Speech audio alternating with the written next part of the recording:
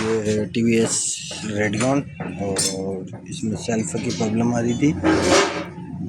आगे वीडियो चालू करने के पहले चैनल को नए हो तो चैनल को सब्सक्राइब कीजिए, लाइक कीजिए और सब्सक्राइब कीजिए और लाइक कीजिए, शेयर कीजिए।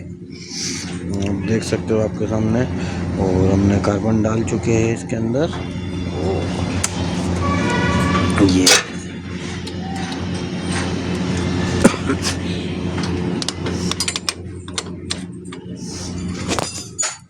सेल्फ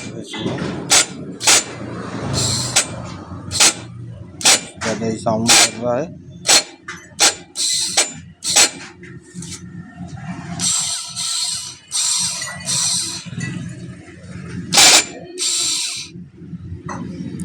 शेल्फ ये ख़त्म हो चुका है, इसमें नया शेल्फ डालना पड़ेगा। हमने कार्बन डाले बट काम नहीं कर रहा, साउंड ज़्यादा ही कर रहा। आप देख सकते हो साउंड भी आपको सुना चाहिए।